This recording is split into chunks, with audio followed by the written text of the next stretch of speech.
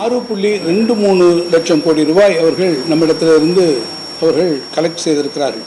இது நேரடி வரி வருவாய். ஆனால் மறைமுக வரி வருவாயை குறித்து அவர்கள் எதுவும் எந்த டேட்டாவும் நமக்கு சென்ட்ரலில் இருந்து அவர்கள் நம்மிடத்திலே பகிர்ந்து கொள்ளவில்லை.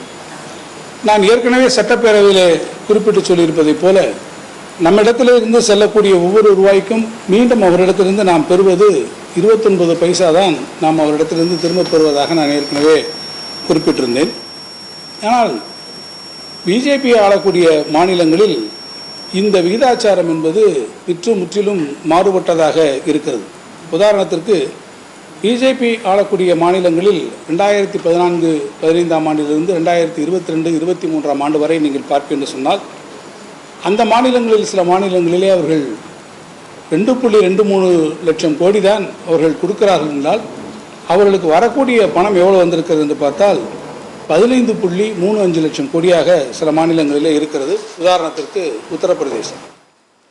அதே போல 15வது நிதிக்குழுவை நீங்கள் எடுத்துக்கொண்டு கேட்டால் இதே போல இந்த 15 வருடத்திலே ஃபைனான்ஸ் கமிஷன் 12வது நிதிக்குழுவிலிருந்து 15வது நிதிக்குழுவினுடைய காலத்தினுடைய வரை நீங்கள் பார்ப்பீர்கள் என்று சொன்னால் 12வது நிதிக்குழுவினுடைய அந்த காலகட்டத்தில் சென்ட்ரல் டாக்ஸஸிலிருந்து அந்த டிவிசிவ் பூலிலிருந்து நமக்கு கொடுக்க வேண்டிய அந்த பகிர்வு என்பது ஃபினான்ஸ் கமிஷன் மூலமாக அந்த காலகட்டத்திலே 12வது நிதிக்குழுவின் காலகட்டத்திலே 5.3/5% இருந்தது.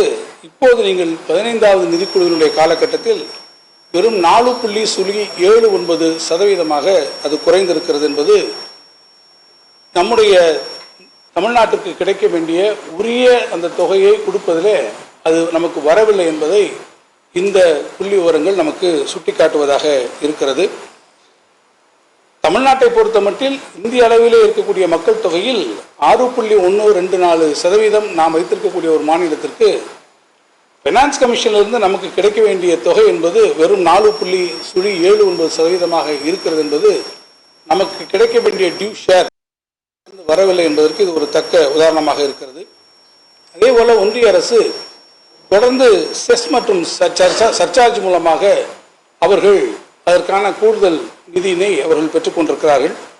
இந்த கிராஸ் டாக்ஸ் ரெவென்யூ இந்த செஸ் அண்ட் சர்சார்ஜிலிருந்து பார்த்தீங்கன்னா 2011-12 இருந்து எவ்வளோ தூரம் வந்திருக்குன்னா கிட்டத்தட்ட 2011-12 நீங்கள் பார்த்தா 10.4% இருந்தது இந்த சர்சார்ஜஸ் இதிலிருந்து. ஆனால் இன்றைக்கு பார்த்தீங்கன்னா எவ்வளோ வந்திருக்குன்னா 2021-22 அதே 28.1% கூடியிருக்கிறது. ஸோ 10.4% இருந்த அந்த சர்சார்ஜஸ் அண்ட் செஸ்ஸில் வரக்கூடிய அந்த பணம் என்பது ஒன்றிய அரசிற்கு தனிப்பட்ட வருவாயாக இப்போது 28.1% அது அவர்களுக்கு கூடியிருக்கிறது. அது எதை குறிக்கிறது என்றால் நமக்கு வர வேண்டிய legitimate share of income towards the states நமக்கு வர வேண்டிய தொகை இதில் குறைந்திருக்கிறது என்பதை இது காட்டியிருக்கிறது. எனவே அதே போல் நான் சட்டமன்றத்திலும் ஏற்கனவே நான் அறிவித்திருந்தேன். ஜிஎஸ்டி காம்பினேஷன்ஸை பொறுத்த மட்டும் ஜிஎஸ்டி வரும்போது என்ன சொன்னாங்கன்னா ஒவ்வொரு வருடமாக இருக்கக்கூடிய இந்த ஆனுவல் growth ரேட் என்பது 14% இருக்கும் என்று குறிப்பிட்டிருந்தார்கள். ஆனால் மாறாக அது நிச்சயமாக அந்த அளவிற்கு அது வரவில்லை என்பதை 5 ஆண்டுகளில் இருக்கக்கூடிய புள்ளி விவரங்கள் உங்களுக்கு காட்டியிருக்கிறது. நம்முடைய நிதி ஃபிஸ்கல் அட்டானமி நம்முடைய நிதி ஆளுமை அதன் மீது நமக்கு இருக்கக்கூடிய மாநிலங்களுக்கான நிதி ஆளுமை மீதான இருக்கக்கூடிய அந்த உரிமையை நாம் இழந்திருக்கிறோம். இதன் காரணமாக நமக்கு இருக்கக்கூடிய அந்த ரெவென்யூ ஷார்ட்ஃபால் என்பது ஏறத்தாழ 20,000 கோடியாக இருக்கிறது. தொடர்ந்து நாங்கள் ஒன்றிய அரசை 30/6/2022 பிறகு அந்த காம்பன்சேஷன் பீரியடை நீட்டிக்க வேண்டும் என்று நாம் கேட்டுக்கொண்டும் அவர்கள் நீட்டிக்காமல் இருக்கிறது நான் இந்த நேரத்தில் கவனப்படுத்த விரும்புகிறேன். இது மாத்திரமல்லாமல் நமக்கு இருக்கக்கூடிய ப்ராஜெக்ட்ஸ் அந்த ப்ராஜெக்ட்ஸை நீங்கள் பார்த்தீங்கன்னா ஃபேஸ் 2 சென்னை மெட்ரோ ரயில் ப்ராஜெக்டை ஏற்கனவே அதற்கு ஒப்புதல் வழங்கப்பட்டிருக்கிறது.